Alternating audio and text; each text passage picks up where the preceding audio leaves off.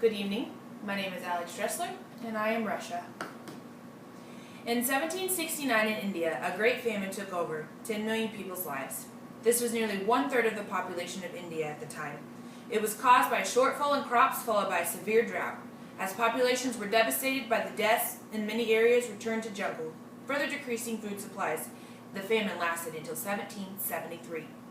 In 1876 and 1879, China recorded the deadliest drought in history, making it one of the 10 worst natural disasters of all time. The rivers ran dry, killing crops and livestock. Over 9 provinces were affected by the lack of food production, and the drought ended up killing over 9 million people. After experiencing a severe drought from 1928 to 1931, in China, torrential rain suddenly appeared from July to August in 1931.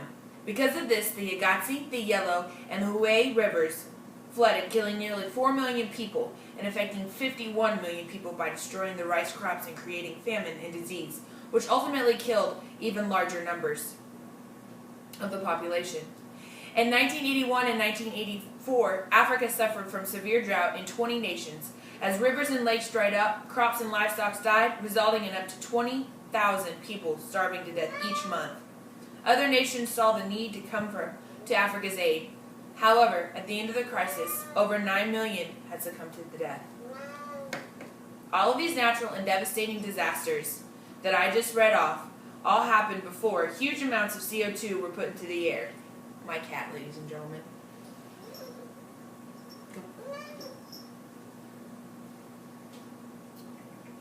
My point being is that natural disasters have always happened. Mother Nature is ruler of weather, not humans. If we look back in history, in Earth's history, there have been countless warm periods and countless cold periods than what there is today. Climate has always changed, and it has always changed without any help from us. If you look at the graphs, you can trace the latest warming trend back 200 years to the end of a very cold period called the Little Ice Age. If you look back another 200 years, you find a period called the Medieval Warming Period, while temperatures were much higher than they are today. There was a very prolonged period called the Holocene Maximum. The temperatures were significantly higher than they are now for more than 3 millennia. The culprit is industry, so they say. Go back to your graphs and look at your numbers. Scientists say that the last century, the temperature has risen about half a degree Celsius. Most of the rise in temperatures came early, from 1905 to the 1940s, when the industrial production was still small. After 1940, when industry expanded, the world actually cooled. The temperatures kept falling for over 35 years. The Arctic graphs show the same thing. So why, when CO2 was at its highest, was the temperature going down? CO2 is measured in tens of parts per million. If you take the percentage of CO2 in the atmosphere in relativity to all the gases in the atmosphere, CO2 is 0.054%. Then if you take out what the Earth produces and what human produces, the number and percentage gets even smaller. I am, however, noticing that all you see on the news channels is how we as humans are causing it. I don't know if I believe in everything I hear on the news. I mean, think about it. The Y2K bug was all over the world news. At midnight, the world will go dark, and the world will be in mass panic. We're just done for. So what did? We stayed home and we watched the news. And what happened? Absolutely nothing. One thing I can tell you that's happening for sure is natural disasters are always going to happen, whether it is global warming or not. So why are we not spending some money on something that we know for sure is going to happen? Why is the United Nations not discussing how we can help prepare our country for natural disasters? Why don't we have a global relief plan committee from the UN on how each country can prepare and get through a natural disaster? Everyone seems to be on US, Russia, and China about how much oil and how much CO2 they are putting into the air. Well, listen up, China and the US. I've got some information for you. I looked up a report on just one of the refinery companies in the US. It was an economic profile done by the Washington Research Council on the economic contribution of Washington State's petroleum refining industry in 2009. The report was done to show the impact of Washington's 5 major petroleum refiners in the state's economy in 2009. So let's get down to business. In 2009, the refiners directly provided 2,044 full-time jobs paying an annual average wage of $102,100. In addition, the refiners employed at high wages 344 contract workers and on the average day did maintenance and repair. The refiners indirectly created an additional Washington state jobs in industries from each which they purchased goods and services including transportation, construction, utilities, and business services. Spending the income earned in these direct and indirect jobs created even more jobs. The sum of these effects was almost 30,000 jobs and $1.7 billion in personal income for Washington state in 2009. From the activity, state and local governments received $60.6 million in sales and use taxes and $87.8 million in business and occupation taxes. In particular, downstream industries, which contributed refined petroleum product, paid $140 million in wages to 16,953 workers in 2008. Excess taxes collected by the state from these industries exceeded $286 million in 2008.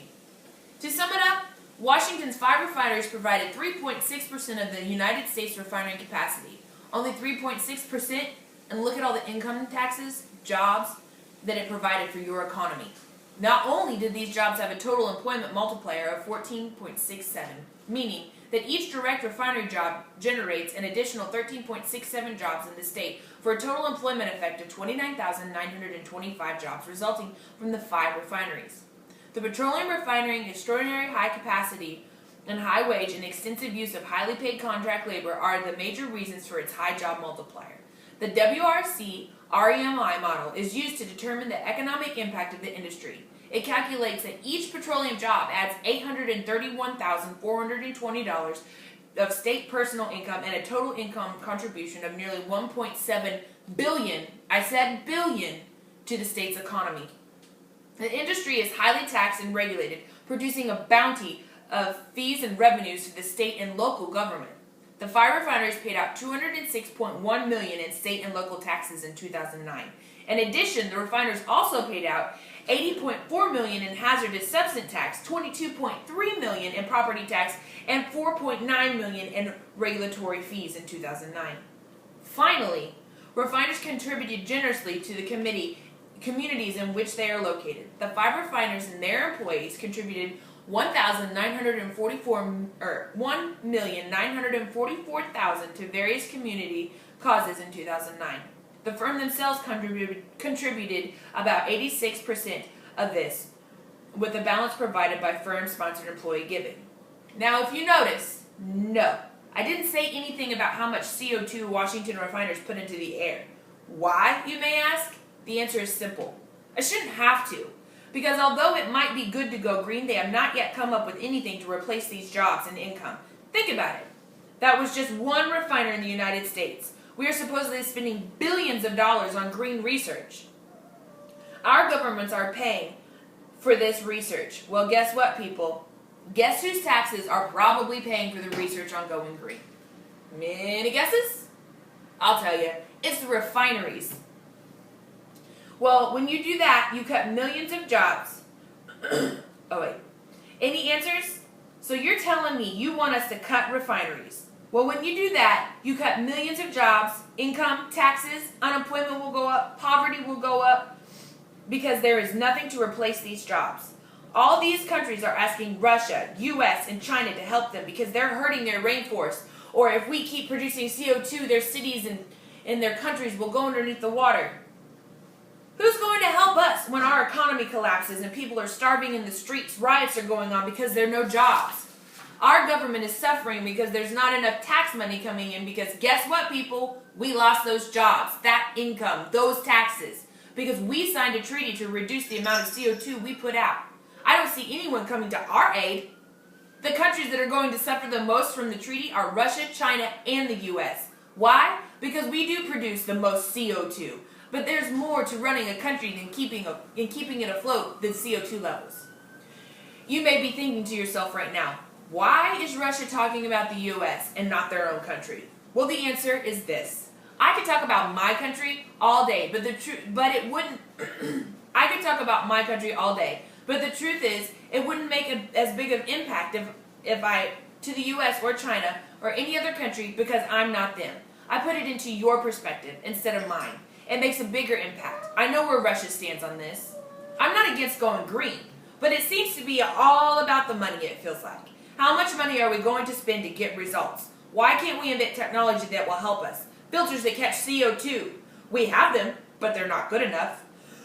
If they can invent air purifiers that can take mold, allergy, and pet hair out of your house, then why can't we invent filters to catch CO2?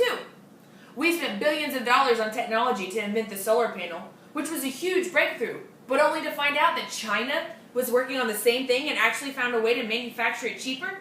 If this is global and we are supposed to be working together on this issue, then why aren't all of the countries exchanging and sharing information to work on the same goal we're all trying to achieve? Like I said, we cannot ask a country to give if there's nothing that we get in return.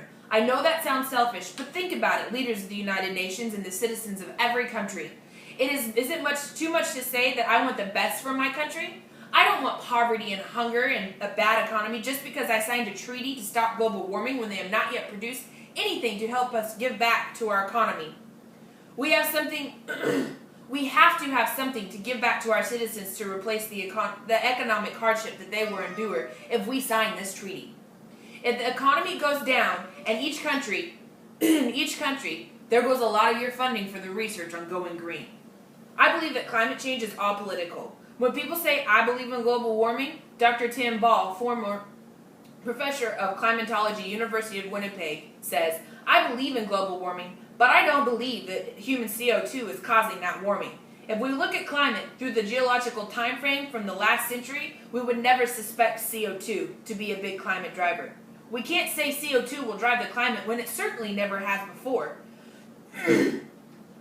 Says a professor in Clark Department Earth Science, University of Ottawa. None of the major climate changes in the last 1,000 years can be explained by CO2.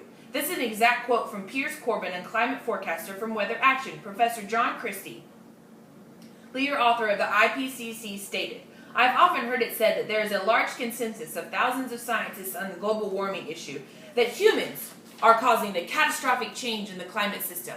Well, I am one scientist, and there are many that think it simply is not true. This theory that climate change is man-made is supported by a powerful political body, the UN.